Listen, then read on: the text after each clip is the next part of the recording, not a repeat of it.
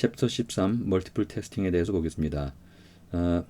멀티플 테스팅은 멀티플 하이포테시스 테스팅, 즉 다중 가설 검증에 대한 얘기가 되겠습니다. 진행 순서를 살펴보면은요. 먼저 가설 검증에 대한 얘기, 그리고 다중 가설 검증의 특징 뭐 이런 얘기를 한 다음에 본론은 13.3부터 시작이 됩니다. Family Wise Error Rate, 그다음에 False Discovery Rate 뭐 이런 두 가지 항목을 이야기한 다음에 그다음에 p-value와 false discovery rate에 대해서 리샘플링 방법을 적용시키는 뭐 그런 문제에 대해서 얘기를 하고 있습니다. 이 세 가지가 이제 주된 주제가 되겠고요. 그러고 나서 랩 실습이 진행이 되겠습니다. 자, 순서를 살펴보도록 하겠습니다. 자, 먼저 가설 검증에 대한 얘기인데요. 익히 우리가 알고 있는 내용이기 때문에 간단히 정리하는 정도로 진행을 하겠습니다. 자, 먼저 이 얘기 시작은 트리트먼트 그룹과 컨트롤 그룹, 즉 실험군과 대조군 이 양쪽의 평균 차이가 있는지 여부를 가설 검증하는 그런 얘기로 시작이 되고 있습니다. 그래서 트리트먼트, 즉 실험군의 평균, 이것을 mu of t라고 얘기를 하고, 그 다음에 컨트롤 그룹의 평균을 mu of c라고 이름을 붙였습니다. 그래서 mu of t와 mu of c 이 양쪽이 서로 같다. 이게 이제 귀무가설로 설정이 되어 있고요. 그리고 같지 않다가 이제 대립가설로 설정이 되어 있습니다. 이 경우에 일단 대표적인 방법론인 투 샘플 T 스태티스틱을 지금 적용하게 되었는데요. 자, 물론 이 T 스태티스틱을 적용하는 경우는 못단의 분산도를 알고 있고, 또 이렇게 두 개의 그룹을 비교할 때는 두 개의 그룹이 모두 베리언스가 같다는 이퀄 베리언스 어썸션을 전제로 하긴 합니다만, 뭐 가장 일반적으로 많이 쓰이는 기법이니까요. 이제 그런 방법을 여기서 지금 한번 정리를 하고 있습니다.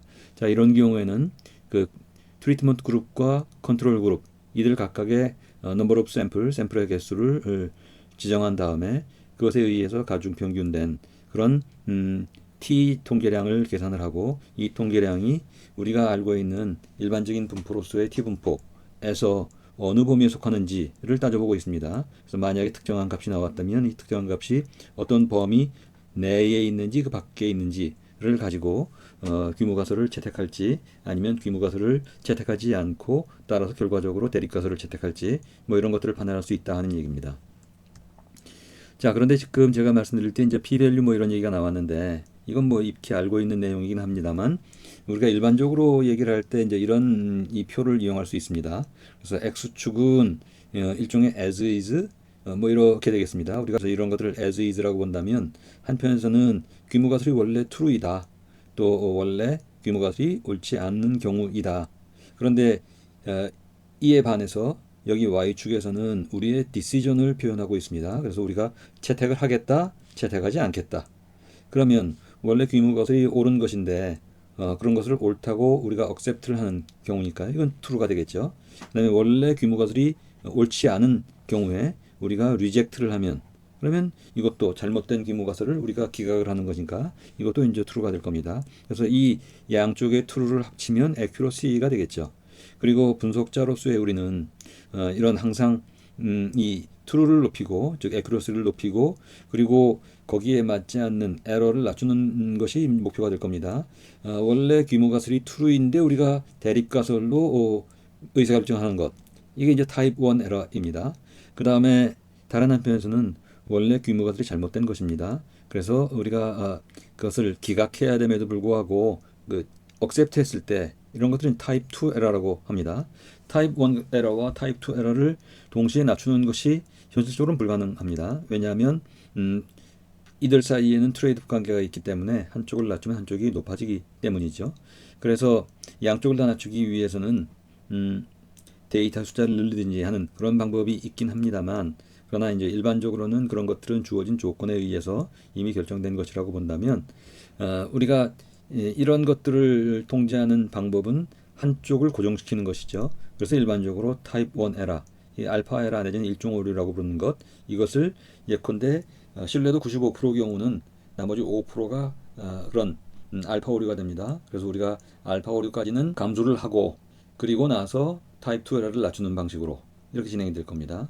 자, 그리고 p-value는 이렇게 귀무가설이 옳다는 전제 하에서 관측된 통계량이 전적으로 우연히 발생되는 확률이 얼마나 될 것인가를 계산한 것이 됩니다. 그래서 p-value가 일종 오류, 알파 오류보다 낮다는 얘기는 우리가 계산된 결과 또는 우리가 대립가설로 확인된 결과 이런 것들이 결코 우연이 아니다라는 것들을 반증하게 되고 따라서 결과적으로 그 경우에는 대립가설을 채택하게 됩니다.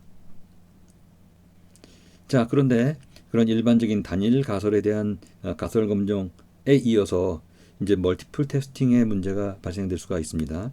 여러 개의 가설 검정을 동시에 수행할 때 잘못된 결론에 이를 위험성이 점점 커진다는 점에서 출발을 하는데요.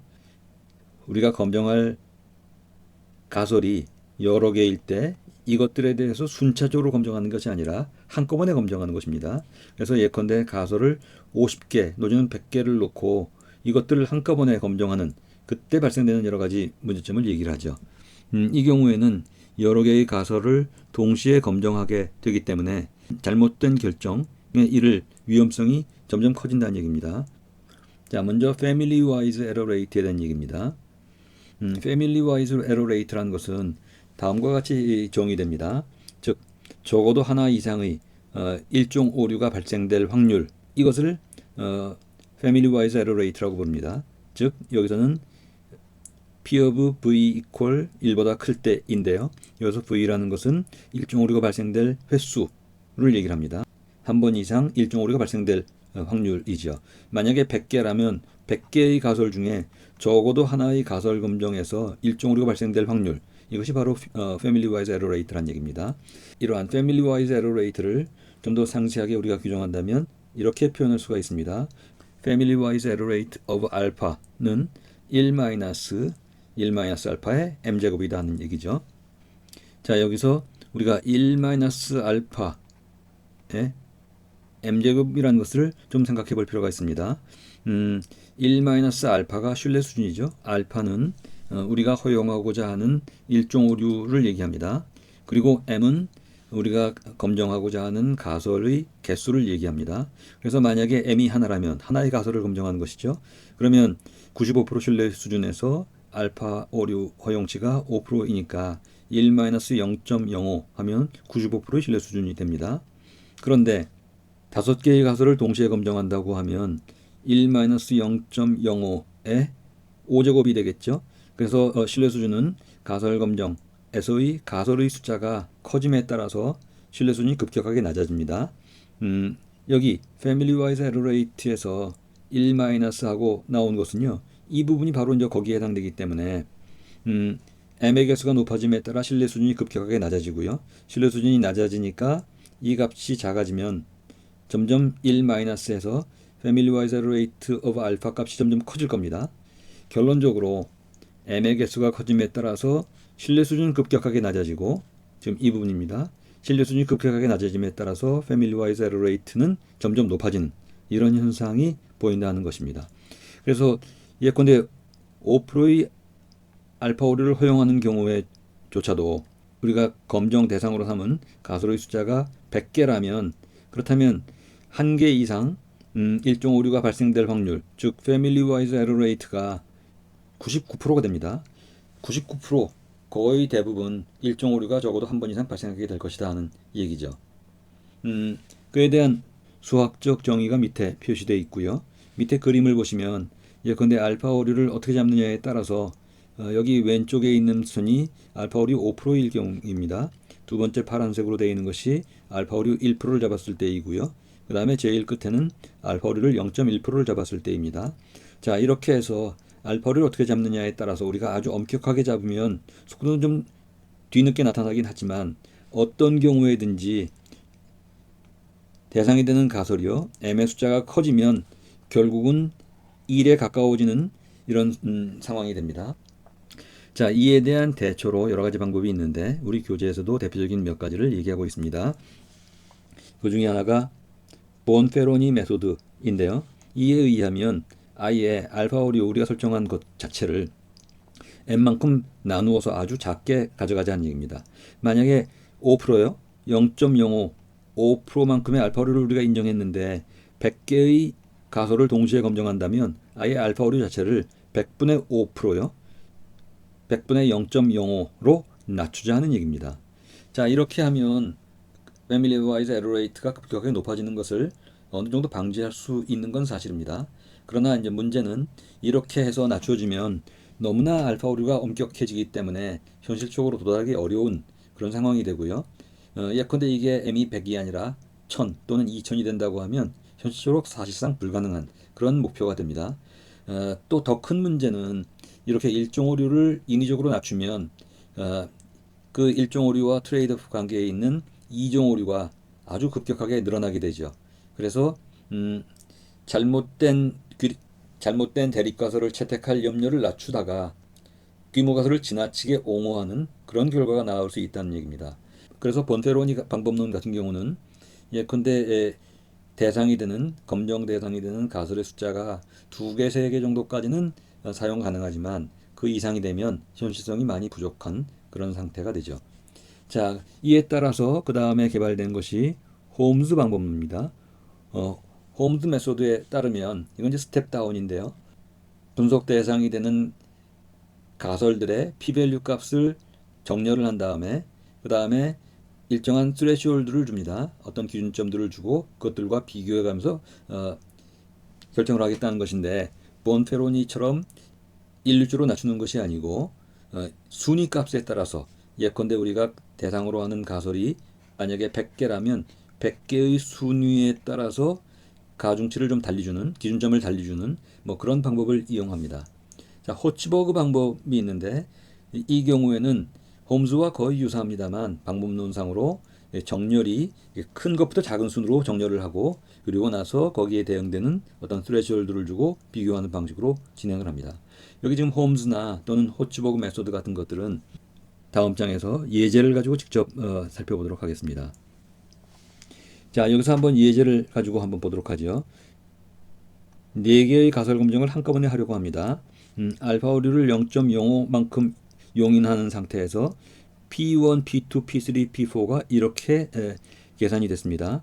자, 이 상태에서 홈즈 방법론에 의하면 자, 여기 P1, P2, P3, P4의 값을 작은 것부터 큰 것까지 정렬을 합니다. 그러면 이렇게 되겠죠. 그리고 그것들을 예컨대 이 표에서는 이렇게 표현을 했습니다. 가장 작은 것부터 가장 큰 것까지요. 자, 그러고 나서 이것들을 비교하는 트레시홀드가 알파를 m 플러스 1 마이너스 j 또는 i로 나누어 줍니다. 여기서 알파는 알파 오류 0.05를 얘기하고요. m이라는 것은 지금 4개의 가설 검정을 동시에 하고자 하니까 m이 4가 됩니다. j는 정렬을 한 다음에 그것의 위치값이 됩니다. 그래서 지금 5%로 잡았고요. 그리고 제일 위에 있는 것은 m 플러스 4 플러스 1 마이너스 제일 1번 랭크이니까요. 이 랭크만큼 빼주면 그러면 4가 되죠. m 플러스 1 마이너스 1이 됩니다. 그래서 4가 되고요. 자, 이래서 나온 스레시홀드 값이 계산이 됐죠. 자, 2번 랭크 경우도 마찬가지입니다. 알파를 나눠주는데 이번에는 i 값이 2가 되니까요. 그래서 3이 되고 계산하면 대략 이런 값이 되죠. 그 다음에 세 번째, 네 번째 해서 i 값을 바꿔줌에 따라서 이런 값이 될 겁니다. 자, 그리고 이 상태에서요. 오리지널 p-value와 그리고 스레시홀드 이것들을 비교하면서 규모 가설을 채택할지 아니면 개각할지 여부를 결정하게 됩니다. 예를 들어서 0.003과 0.0125를 비교했을 때요. 스레시홀드가 더 크면 리젝트를 하게 됩니다. 여기서도 마찬가지입니다. 두 번째 랭크인 경우도 0.015와 0.0167을 보면 스레시홀드가 더 크죠. 그래서 리젝트를 하게 되고요. 이 스레시홀드가 더 큰 조건에서는 계속 리젝트를 하게 됩니다. 그러다가 세 번째 랭크 경우에요. 이 경우에 세 번째 랭크를 보면 0.03과 0.025니까 0.03이 더 크죠. 여기에서 멈춥니다. 그래서 여기서 멈추고 리젝트하지 않고 그대로 유지시킨 억셉트하는 그런 현상이 벌어집니다. 자, 그래서 예컨대 홈즈의 스텝다운 프로시저에서는 p-value가 0.003인 것과 p-value가 0.015인 두 개의 가설을 리젝트하고 그리고 나머지는 그대로 유지하는 그런 결론을 맺게 됩니다. 다만 이 경우에도 이렇게 의사결정을 한 후에 오리지널 p-value 값을 조금 조절할 필요가 있습니다. 왜냐하면 우리가 각각의 가설에 대해서 기각 또는 채택을 결정할 때 이런 순위값을 적용했기 때문에 바로 그런 것들을 반영한 그런 새로운 어드저스티드 p-밸류를 우리가 이용할 필요가 있습니다. 그래서 제일 1번 랭크 같은 경우는 오리지널 p-밸류가 0.003이었는데 여기에 지금 스레시홀드에 적용시켰던 이 분모값이요. 이게 4였기 때문에 4를 곱했습니다. 그래서 0.012가 됐고요. 첫 번째 줄에서는 그대로 이용을 합니다. 두 번째 랭크 경우는 이 0.012를 그대로 가지고 온 상태에서 그 다음에 0.015에 곱하기 분모 3을 하고요. 이것들 사이의 큰 값을 가져오게 됩니다. 자, 그리고 세 번째 경우는 이 0.045를 그대로 가지고 와서요. 캐리오버 시킵니다. 그래서 바로 윗줄에 있는 맥시멈 값 계산된 어드저스트 p-밸류를 그대로 가지고 오고 여기에 원래의 값의 랭크 위치를 랭크를 적용시킨 값과 비교를 합니다. 그래서 다시 또 큰 걸 가져오고요. 큰 값이 다시 또 캐리오버 되고 그 상태에서 다음 값이 또 적용이 되죠. 여기 경우에 0.6에 이 스레시홀드 계산할 때 반영했던 분모 값이요. 그래서 이 값들 중에 큰 값 이렇게 적용이 되죠. 의사결정은 지금 원래의 p-밸류와 그리고 스레시홀드 양쪽을 비교하면서 어느 쪽이 더 큰가를 가지고 결정을 하고 대신에 결정된 다음에 이들 각각의 가설들에 대해서 적용할 어드저스트 p-밸류는 이렇게 일종의 러닝 맥스 형식으로요. 캐리오버 되면서 각 랭크마다 새로 계산된 값으로 결정을 하게 됩니다. 자, 이게 기본적으로는 작은 값을 큰 값으로 이렇게 정렬을 시킨 다음에 진행한다는 의미에서 스텝 다운 프로시저라면 호치버그 경우에는 비슷한 논리를 적용시킵니다만 스텝 업 프로시저를 이용을 합니다. 그래서 원래 주어진 데이터가 이런 p-밸류 값이 있었죠. 이것들을 가장 큰 것부터 가장 작은 것으로 늘어놓습니다. 자, 그 다음에 각각 이 정렬된 랭크 값에 스레시홀드를 적용시키는데 이때 스레시홀드 역시 마찬가지입니다. 알파를 m 플러스 1 마이너스 j로 나눠주는데 정렬 자체가 큰 것부터 작은 수로 되어 있기 때문에 랭크 값이 4였죠. 그래서 제일 위의 값이 1이 되고요. 그 다음이 2, 3, 4로 됩니다. 그리고 원래의 값을 이렇게 스레시홀드로 나누어 주었기 때문에 이 스레시홀드 값은 이렇게 결정이 되죠. 양쪽을 비교해서 스레시홀드가 더 클 때 그때 리젝트가 일어나게 됩니다. 그래서 0.05와 0.6은 0.05가 작으니까 그냥 넘어가고요. 0.025도 0.030보다 작으니까 그냥 넘어갑니다. 그런데 세 번째 즉 랭크 2에 있는 것이요. 해당되는 것이 0.0167인데 이것은 0.015보다 크니까 여기서부터 리젝트가 일어나고요. 그리고 이하는 계속 리젝트가 일어나게 됩니다. 자, 이 부분 수정을 해야 될 것 같고요. 슬라이드 자체는 수정을 해서 올려놓겠습니다. 자, 똑같은 논리로요. 이번에 우리 교재 나와 있는 펀드 매니저 데이터를 가지고 살펴볼 수 있습니다.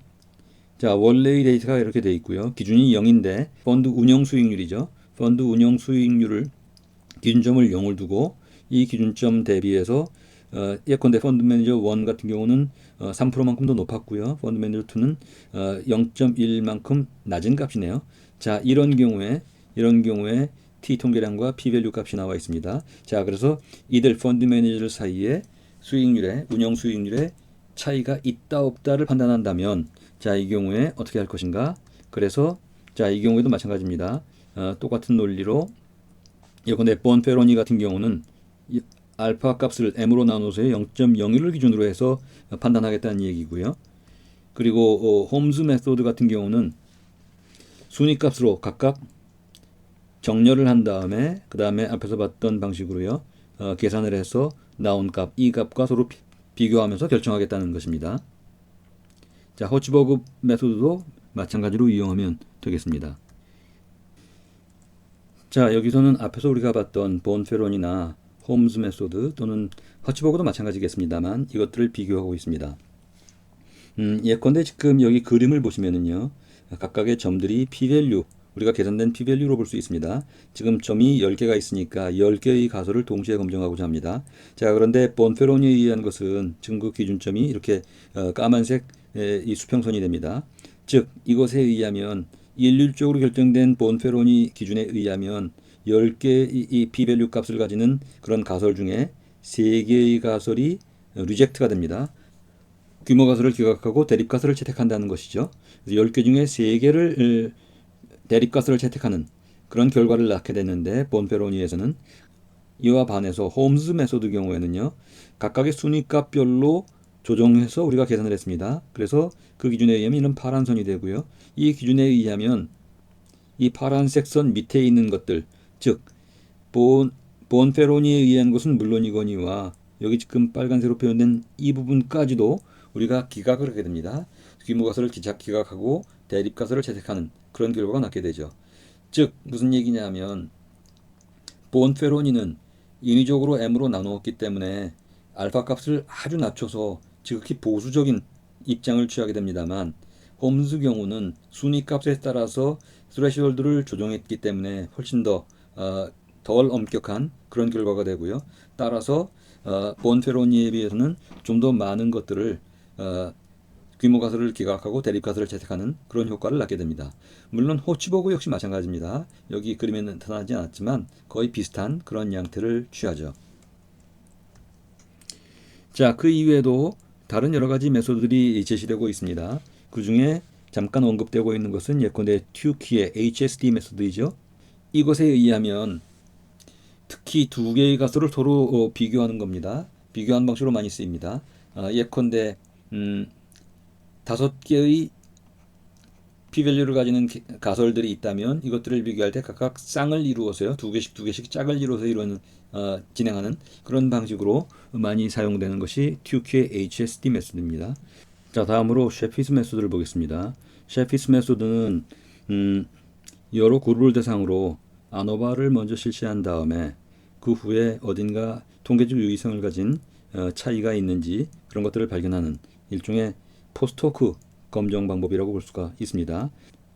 따라서 먼저 아노바 테스트를 하고 나서 F 통계량을 적용시켜서 서로 각각 짝지어진 속에서 통계적 유의성을 가진 평균의 차이가 존재하는지 여부를 판단하는 것인데요. 결과적으로 튜키나 본페로니보다는 훨씬 더 플렉서블합니다. 하지만 앞에서 우리가 봤던 홈즈나 호치버그보다는 좀 더 보수적인 그런 기준을 삼게 됩니다. 여기 지금 기타의 방법으로 우리가 얘기하고 있는 튜키의 HSD와 셰피의 메소드를 비교하는 것들을 테이블로 놨으니까 한번 참고해 보시죠. 자, 여태까지 이번 섹션에서 우리는 패밀리 와이즈 에러 레이트에 대한 얘기를 했는데요. 검정의 대상이 되는 가설의 숫자가 커지면서 패밀리 와이즈 에러 레이트가 급격하게 높아졌죠. 이걸 방지하기 위해서 예컨대 본페론이나 아니면 홈즈 또는 허츠버그 메소드 또 두 개씩 짝지어지는 튜키 HSD나 셰피 메소드 뭐 이런 여러 가지 것들을 봤습니다. 이들 각각마다 정도의 차이는 있지만 기본적으로 패밀리 와이즈 에러 레이트에서는 가설의 숫자가 커지면 어쩔 수 없이 우리가 놓치는 것들이 많이 생기게 됩니다. 그거에 대한 얘기가 나와 있는데요.